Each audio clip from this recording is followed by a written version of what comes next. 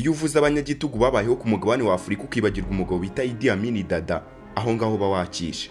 Perezida umwe rukumbi wayoboye igihugu cya Uganda ku gihe kigera ku myaka 8, bamwe bakamwita umunyagitugu, abandi bakamwita impirimbanyi, ndetse hatabura n'abandi bavugaga yuko yakoraga ibikorwa byiza bigendanye na Pan-Africanism. Marshal Idi Amin Dada yari igihanganje, akaba umugabo utavugirwamo, umugabo wakundaga abagore cyane, hejuru y'ibyo ngibyo akagira abagore bageze kuri 5. Uyu ubwe ntiyatinyaga no gushaka kwaka urukundo wari umwamikazi w'Ubwongereza Queen Elizabeth. Ibi bikarakaza cyane abakoloni b'Abongereza bari bari gukoloniza igihugu cy'Abagande. Gusa Idi Amin Dada akabihorera, akitumurira isigareta akabihorera. Ibyo byose Idi Amin Dada yabikoze mu gihe yarayoboye igihugu cya Uganda kuva mu mwaka w'1971, akayobora igihugu cya Uganda imyaka 8 yose. Bamwe bakavuga bati ingoma y'amaraso, ingoma y'igitugu, ndetse n'ibindi bintu byinshi. Ku rundi ruhande abandi bakavuga bati Idi Amin Dada yari intwari kuri bo. Gusa nanone ngo nta gahora gahanze, ibi byose yabikoze mu gihe cy'imyaka 8 gusa. Ikamba, icyubahiro, ikuzo, ingofero n'amapeti bya Marshal Idi Amin Dada birangirira aho ngaho. Ese ubundi byagenze bite kugira ngo Idi Amin Dada yisange hari ahantu? Ibyo nibyo tugiye kuvugaho. Nje nitwa Dive Corante, mbahaye ikaze.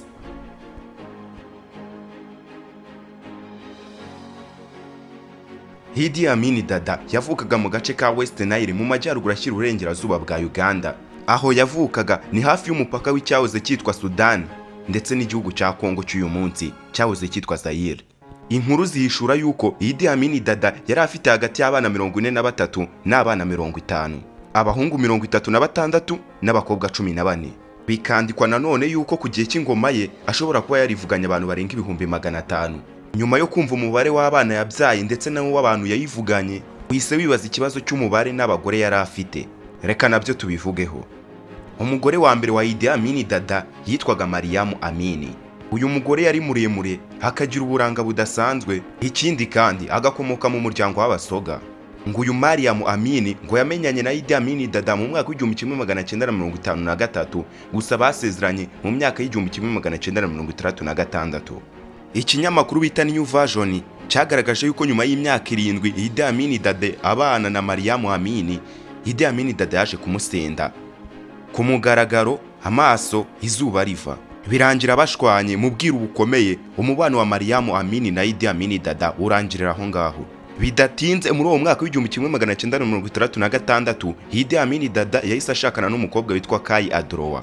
Uyu mukobwa wari mwiza, akaba umunyamashuri wari warize muri kaminuza ya Makerere. Ibyo gushaka abagore kwa Idi Amin Dada ntago byarekeye, byarakomeje. Gusa ubuzima bwihariye bw'abagore ba Idi Amin Dada biri mu byo tuzabagezaho. Ahubwo reka twivugire ku by'ingoma ye n'irangira ry'ubutegetsi bwe.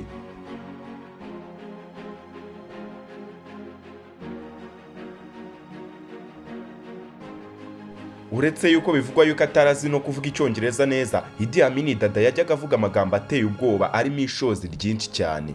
Idi Amin Dada niwe wivugiye uti nagerageje kurya inyama z'umuntu numva zirimo umunyu mwinshi.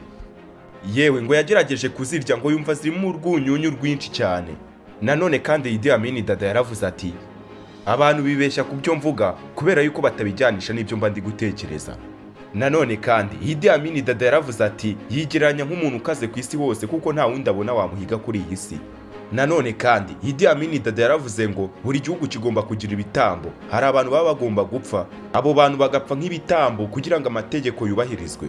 Nanone kandi arenzaho amagambo agira ati arashaka yuko azaba ikiremwa muntu gitinywa na buri wese, ubundi buri wese akazajya mwumva nk'umuteramakofe cyangwa se perezida wabayeho mu mateka y'isi.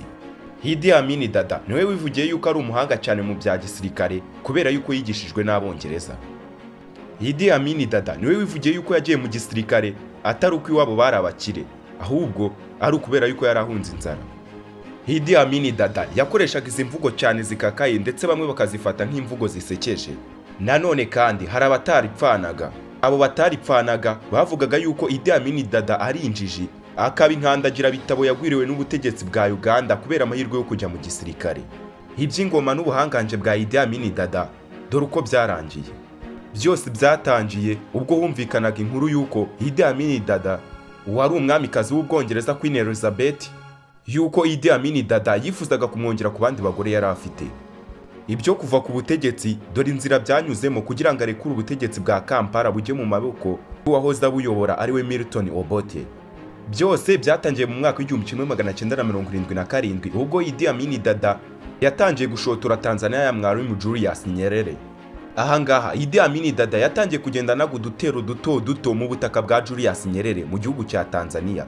Ahangaha twabyita yuko yarari kugerageza gutera ibibuye mu gihuru kugira ngo arebe ikivumbukamo.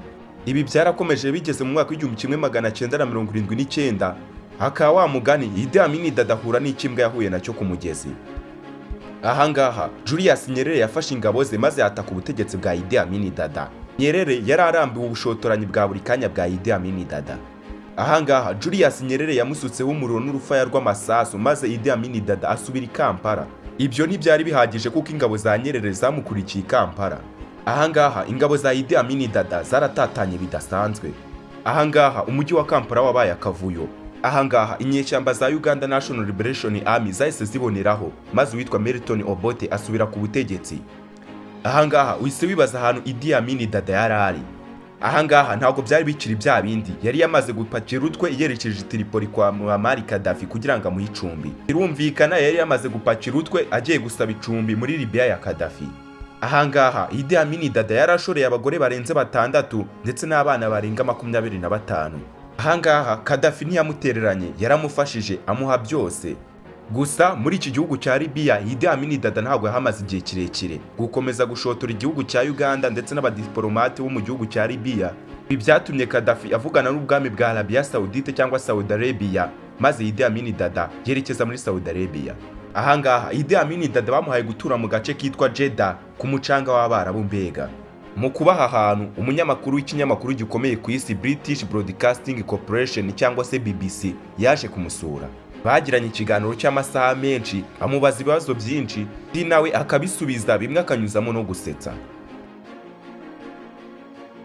If I found you not to attend cabinet 3 times without reason, you are out of government. You must tell our women in Uganda to work very hard. You must not make the women of Uganda very weak. They must get up. Byose bya Idi Amin Dada byarangiye mu mwaka w'2003. Ibyuko yarakomeye mu iteramakofe, ibyo kuba yarashatse abagore benshi n'ingano y'abana itagira umubare, iby'ingoma bamwe bita yuko ari y'amaraso, amapeti n'ibihanga bye byose birangirira aho ngaho. Wamaze kubyumva, tumaze kumva amateka n'irangira ry'ingoma ya Idi Amin Dada. Gusa ukeneye no kumenya ubuzima bwe bwite yabayemo. Ibyo nibyo tuzavugaho. Ndabashimiye.